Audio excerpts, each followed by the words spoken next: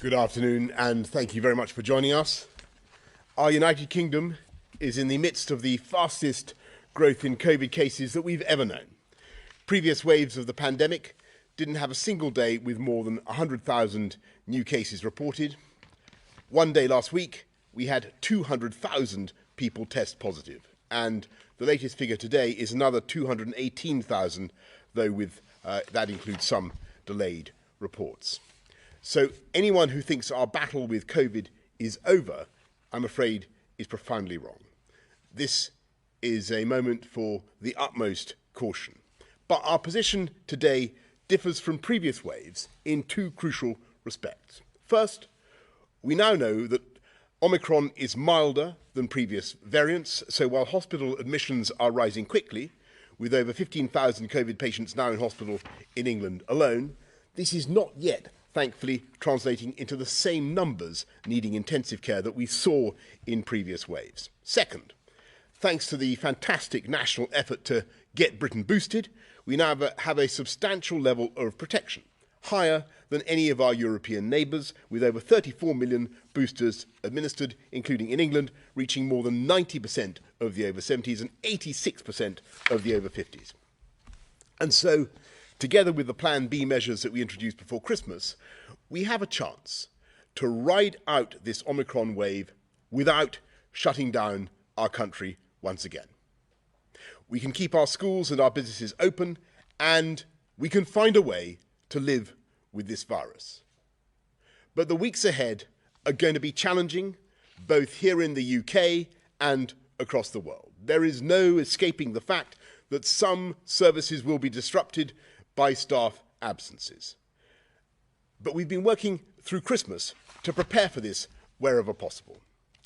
And if we all play our part in containing the spread of this virus, the disruptions we face can be far less severe than a national lockdown, with all the devastation that would bring for the livelihoods and the life chances of our children.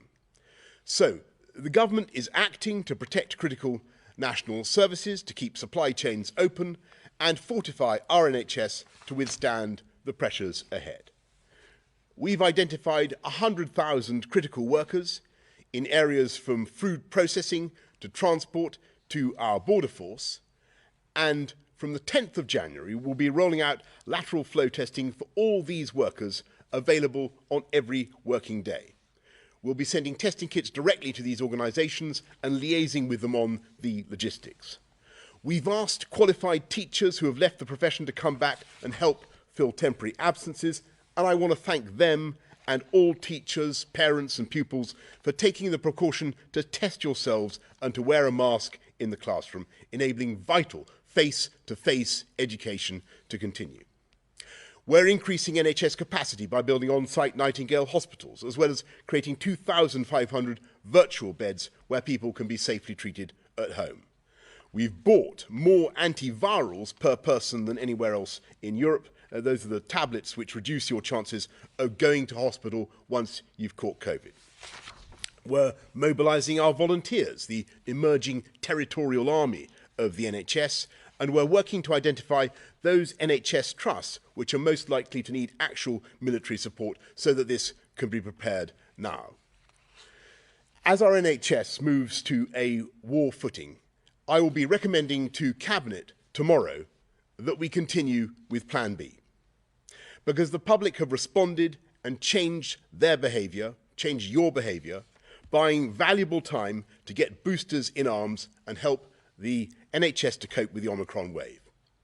So please, carry on observing those measures for now, work from home if you can, wear face coverings on public transport and in indoor places, and take a test before you go to a high-risk venue or meet those who are elderly or vulnerable. And of course, follow the relevant rules if you live in Scotland or Wales or Northern Ireland. Above all, if you haven't already done so, please get that booster. Since I launched the Get Boosted Now campaign on the 12th of December, we've delivered 10 million extra boosters across the UK. We've doubled the rate of vaccination from 450,000 doses a day to a peak of more than 900,000.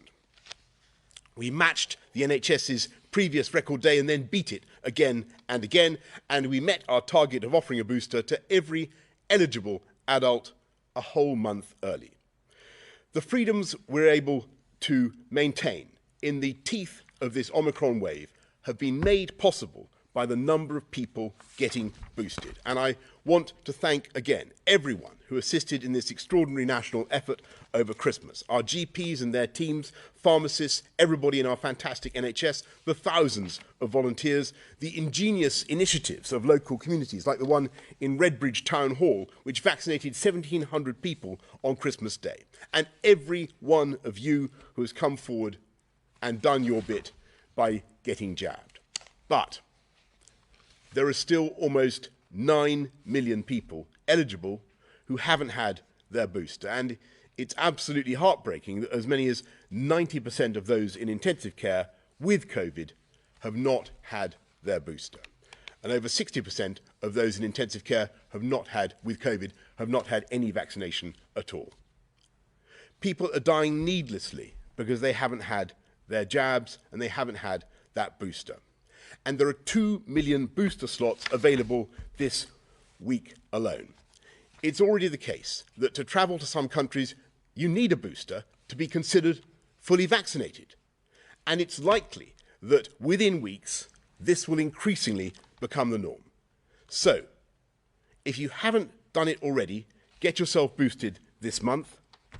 Exactly a year after the UK administered the first AstraZeneca vaccine, a British invention that has enabled 2.5 billion jabs around the world, the best way to contain this virus, help our NHS and keep our country open is to get boosted. So please, get boosted now.